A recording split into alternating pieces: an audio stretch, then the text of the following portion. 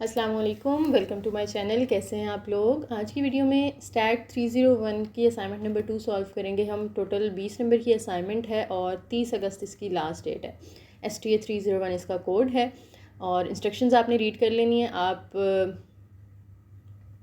Math type use कर सकते हैं या आप इक्वेशन एडिटर कोई भी यूज़ कर सकते हैं, और उसके अलावा आपका जो वर्ड होता है उसके अंदर भी इंसर्ट के अंदर इक्वेशंस का ऑप्शन होता है, वहाँ से भी असाइनमेंट को टाइप कर सकते हैं। ठीक है, तो हम मैथ टाइप यूज़ करेंगे क्योंकि हमने पेपर में यूज़ करना होता है, तो प्रैक्टिस अच्छी बात है। लेक्चर्स कौन कौन से हैं आपके? लेक्चर 25 से 30 तक इसके अंदर शामिल हैं। ये 6 लेक्चर्स आप प्रिपेयर करेंगे तो ही आप ये असाइनमेंट अच्छे से तैयार खुद बना सकते हैं। ठीक है, तो चलते हैं हम क्वेश्चन नंबर 1 पे। सबसे पहले वीडियो को लाइक ज़रूर कीजिएगा, बड़ा टाइम लगा इस पर क्योंकि लंबी थी। मुश्किल नहीं है, इजी है, लेकिन इसमें टाइप काफ़ी करना पड़ा। टाइपिंग से ज़्यादा इसके अंदर कैलकुलेशन बहुत ज़्यादा थी, तो वो मैंने काफ़ी टाइम लगा के किया। क्वेश्चन नंबर 2 की कैलकुलेशन बहुत ज़्यादा है। अच्छा, क्वेश्चन नंबर 1 क्या है हमारे पास? Let x be a continuous random variable whose probability density function is. आपको उन्होंने एक्स एक रैंडम वेरिएबल दे दिया है जो कि कॉन्टिन्यूस रैंडम वेरिएबल है, तो उसके लिए एक फंक्शन भी दे दिया है और उस फंक्शन के लिए इंटरवल भी दे दिया है। कहते हैं अब इस इंटरवल के अंदर ये जो सी है ना, ये वाला, उसकी वैल्यू आपने फाइंड करनी है और उसकी वैल्यू ऐसी होनी चाहिए कि वो वैल्यू इसमें पुट करने से जो हमारा ये जो फंक्शन है वो वैलिड प्रोबेबिलिटी डेंसिटी फंक्शन ही रहे। अब प्रोबेबिलिटी डेंसिटी फंक्शन के लिए ना 2 कंडीशंस होती हैं, उन दोनों को हम डिस्कस करते हैं। सबसे पहले मैंने यहाँ पे क्वेश्चन और वो इंटरवल लिख लिया है, तो 2 कंडीशंस कौन सी होती हैं? PDF यहाँ पे किसे शो कर रहा है? प्रोबेबिलिटी डेंसिटी फंक्शन को। आप उसको सिर्फ PDF भी लिख सकते हैं।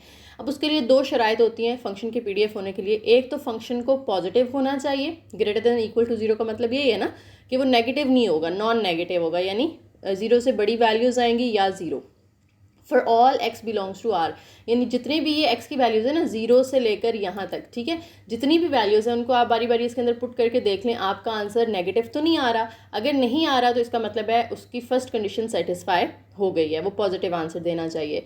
सेकंड कंडीशन क्या होती है कि अगर आप फंक्शन का इंटीग्रल फाइंड करते हैं ओवर द गिवन इंटरवल, जो भी आपको यहाँ पे इंटरवल दिया हुआ है उसमें आप फाइंड कर रहे हो, तो जो हमारा यहाँ पे होगा ना इंटीग्रल, उसका आंसर क्या आएगा? 1 आएगा। ठीक है, इन दोनों को बारी बारी हमने टेस्ट करना है। तो फर्स्ट तो देखें, आपको देखें एक्स की वैल्यूज़ कहाँ से कहाँ तक दी हैं? 0 से बड़ी दी हुई है ना, 0 से बड़ी आपको पता पॉजिटिव होती हैं। अब सी की वैल्यू चाहे यहाँ पे 5 हो, 10 हो, 100 हो, 200 हो, 1000 भी हो, तो आपका फंक्शन नेगेटिव तो नहीं होने वाला क्योंकि नेगेटिव वैल्यूज़ हैं ही नहीं। आप देखें ना, एक्स की पावर जो है 3 है, तो ऑड नंबर में वैसे तो नेगेटिव वैल्यूज़ आ सकती हैं, लेकिन अगर एक्स नेगेटिव हो तो, लेकिन यहाँ पे तो x नेगेटिव है ही नहीं। 0 से बड़ी सारी x की values, x is greater than 0 and less than c। अब ग्रेटर देन 0 से मुराद सारी पॉजिटिव वैल्यूज़ हैं।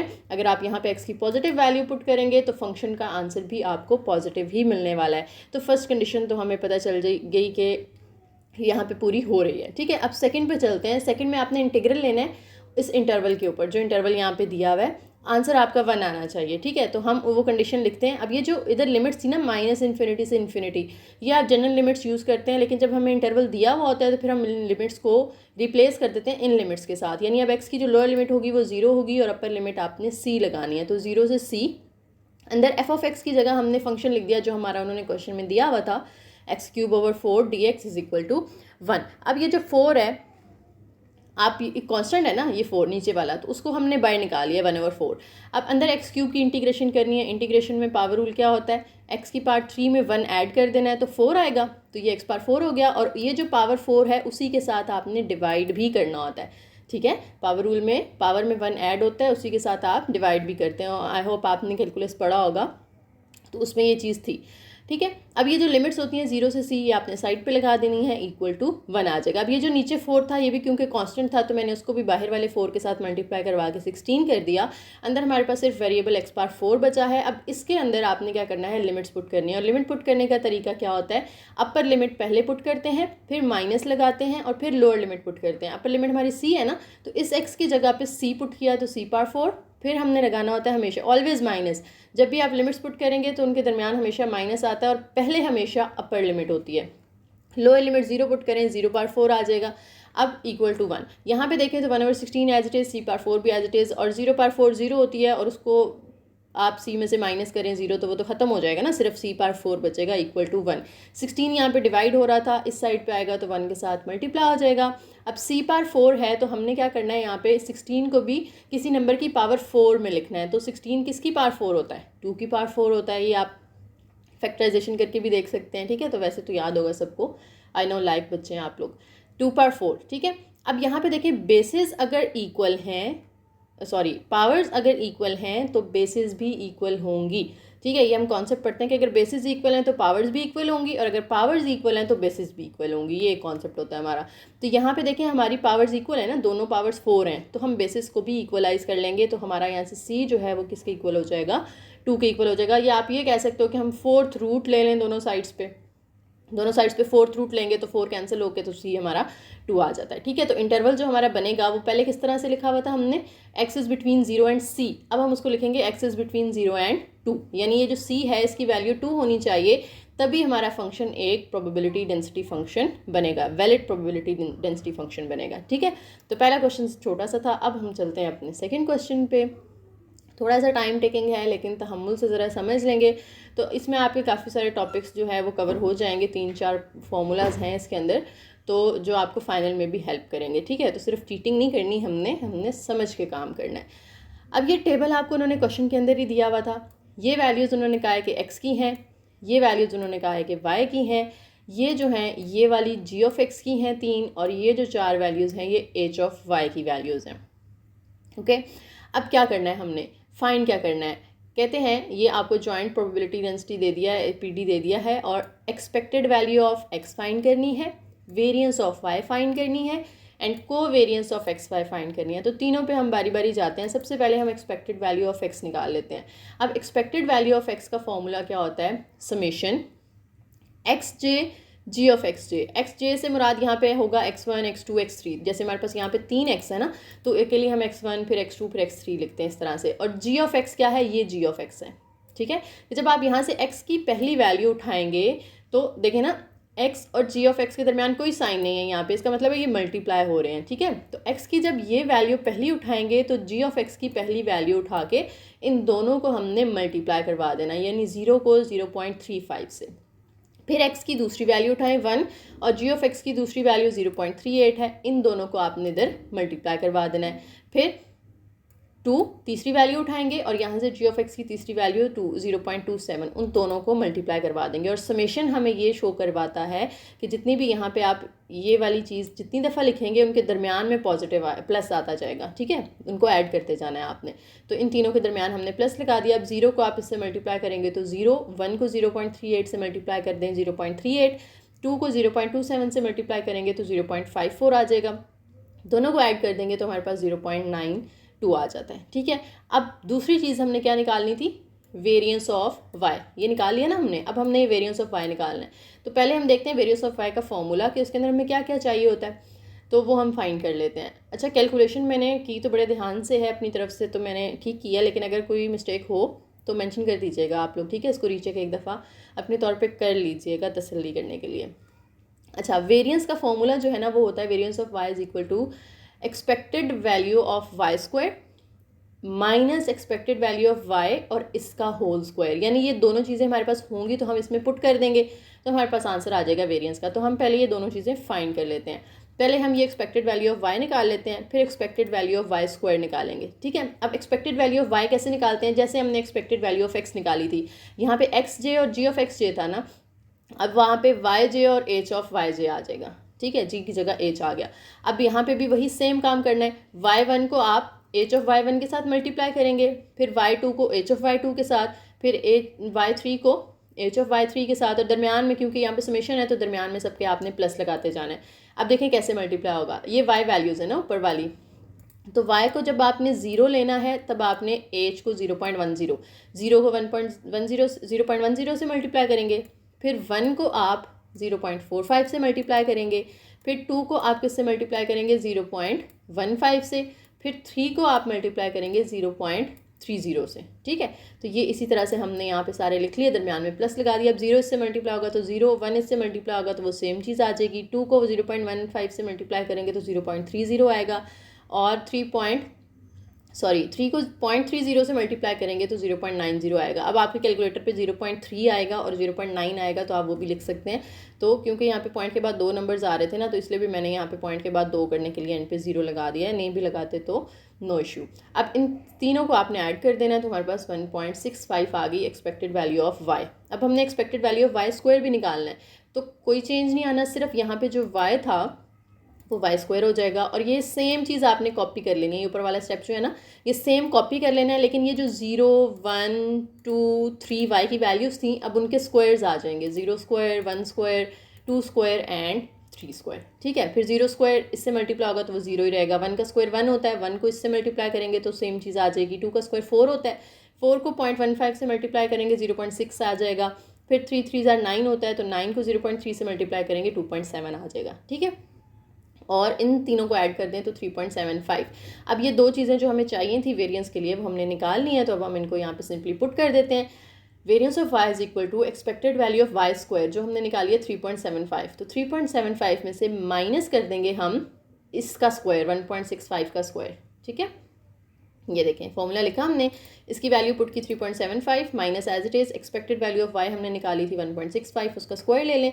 स्क्वायर लें तो 2.7225 आता है, और 3.75 में से आप इसको जब माइनस करते हो तो आपके पास वेरिएंस आती है 1.0275। ठीक है, वीडियो को लाइक करके जाना है आप लोगों ने। ओके, अब नेक्स्ट हम चलते हैं तीसरी चीज़ जो हमने निकालनी है, covariance of x y. Covariance किसे कहते हैं, उसका भी एक फॉर्मूला होता है हमारे पास। तो पहले हम फॉर्मूला देखते हैं, फिर हम देखते हैं कि हमारे पास वो चीज़ें हैं भी कि नहीं जो हमें फॉर्मूले में चाहिए। तो फॉर्मूला हमारे पास होता है कोवेरिएंस ऑफ एक्स वाई का expected value of x y minus expected value of x multiply by expected value of y. अब expected value of x and y तो हमारे पास हैं, ये दोनों तो हमने ऊपर फाइंड की थी ना, लेकिन ये चीज़ नहीं है। तो पहले हम ये फाइंड करते हैं, फिर हम इनको इधर पुट करेंगे। अब expected value of x y कैसे निकालते हैं, उसका फॉर्मूला होता है summation base i summation base j into x y f of x y. यानी आप x और y की वैल्यू को मल्टीप्लाई करेंगे। आई जे जो है ना यहाँ पे, वो इसी तरह से 1 2 के लिए होगा कि पहले जब सबके साथ 1 1 लगा देना है, फिर सबके साथ 2 2। यानी जब आप x1 ले रहे हैं तब आपने y1 लेना है और f ऑफ x1 y1। अब f कहाँ पे लाई करेगा, आप टेबल में जाएंगे, देखें ये x की पहली वैल्यू है ना, x1 है 0 और ये y1 है 0। तो 0 और 0 ये दोनों मल्टीप्लाई होंगे और इनके साथ तीसरा नंबर मल्टीप्लाई होगा जो इनका नीचे करस्पॉन्डिंग, यानी कॉमन फंक्शन आप कह सकते हो कि करस्पॉन्डिंग फंक्शन कह सकते हो। यानी इस 0 के सामने और इस 0 के नीचे क्या आ रहा है, ये 0 आ रहा है। ठीक है, तो इन तीनों ज़ीरोज़ को आपने मल्टीप्लाई करवा देना है। फिर आप देखें इस 0 के सामने आपने 0 को 0 से करा लिया ना, अब 0 को हमने 1 से कराना है। तो 0 के सामने और 1 के नीचे क्या आ रहा है, 0.25। तो हम 0 मल्टीप्लाई बाय 1 मल्टीप्लाई बाय 0.25 करेंगे। फिर हम क्योंकि समेशन है तो दरम्यान में प्लस लगेगा। फिर हम इस 0 को अब 2 से मल्टीप्लाई करेंगे और 0 के सामने और 2 के नीचे 0.05 आ रहा है, तो इन तीनों को हमने कर देना है 0 मल्टीप्लाई बाय 2 मल्टीप्लाई बाय 0.05। फिर आपने 0 को 3 से मल्टीप्लाई करना है और उसको 0 के सामने और 3 के नीचे 0.05 आ रहा है, अगेन आपने 0 3 और 0.05 को मल्टीप्लाई करवा देना है। ठीक है, ये देखें ये फर्स्ट स्टेप में हमने ये सारा काम किया जो मैंने आपको बताया। 3 वैल्यूज़ मल्टीप्लाई हो रही हैं और दरमियान में प्लस आता जा रहा है। ठीक है, अब देखें टेबल में हमने 0 को तो इन सब के साथ करवा लिया, अब हमने किसको करवाना है, 1 को। 1 को पहले 0 से करेंगे और इनके नीचे कॉमन कौन सा आ रहा है फंक्शन, 0.03। ये तीनों मल्टीप्लाई हो जाएंगे। फिर 1 के सामने और इस 1 के नीचे, तो 1 और 1 मल्टीप्लाई होंगे और 0.10 ये 3 मल्टीप्लाई हो जाएंगे। फिर 1 2 और 0.10, फिर 1 3 और 0.15। ठीक है, दरमियान में आपने प्लस लगाते जाना है। फिर 2 की बारी आ जाती है, 2 को 0 के साथ और फिर 0.07 के साथ, 2 को 1 के साथ और 0.10 के साथ, 2 को 2 के साथ और फिर 0 के साथ, 2 को 3 के साथ और 0.10 के साथ मल्टीप्लाई कर देना है। तो ये सारी चीज़ मैंने यहाँ पे लिख दी है। ठीक है, थोड़ा टाइम लगेगा लेकिन मैं कोशिश करूँगी फ़ाइल शेयर कर दूँ तो आप लोग, लेकिन बिल्कुल उसको एज इट इज़ कॉपी मत कीजिएगा, उसको थोड़ा सा आप लोग खुद अपने तौर पे एडिट वगैरह कर ले। जैसे मैंने ब्रैकेट्स के साथ मल्टीप्लाई किया, आप लोग इधर मल्टीप्लाई का साइन लगा सकते हैं। आप स्क्वायर ब्रैकेट्स लगाई हैं मैंने, आप लोग कर्ली ब्रैकेट लगा लें। ठीक है, तो या राउंड ब्रैकेट्स लगा लें। थोड़ा उसको लाजमी एडिट करना है, एज इट इज़ नहीं हमने उठा के अपलोड कर देनी होती, फिर आपको मार्क्स पूरे नहीं मिलते। अच्छा, अब इनको सॉल्व करना है। तो जहाँ जहाँ पे भी एक भी 0 आ रहा है ना, तो वो तो सारा ही ज़ीरो होने वाला है क्योंकि मल्टीप्लाई हो रहे हैं। तो ये तीनों ज़ीरो मल्टीप्लाई होंगे तो हमारा आंसर बन जाएगा ज़ीरो। इधर भी एक ज़ीरो है तो वो इन सबको कर क्या कर देगा ज़ीरो। यहाँ भी एक ज़ीरो है और यहाँ भी एक ज़ीरो है, उसके बाद यहाँ भी एक ज़ीरो है। तो ये पहले 5 नंबर तो हमारे सीधे सीधे ज़ीरो हो गए। उसके बाद इधर आ जाए 1 1 1 और ये 0.10 से मल्टीप्लाई होगा तो 0.10 आ जाएगा। 2 1 2 को 0.10 से करेंगे तो 0.20 आ जाएगा। 3 को हम इससे करेंगे 0.15 से 0.45 आ जाएगा। फिर इसमें एक ज़ीरो आ रहा है तो इसने ऑब्वियसली पूरा ज़ीरो हो जाना है। फिर 2 को 0.10 से कर दें, फिर इधर भी एक ज़ीरो आ रहा है तो इसने भी ज़ीरो हो जाना है। और 3 2 6 को 0.10 से करेंगे तो 0.60 आ जाएगा।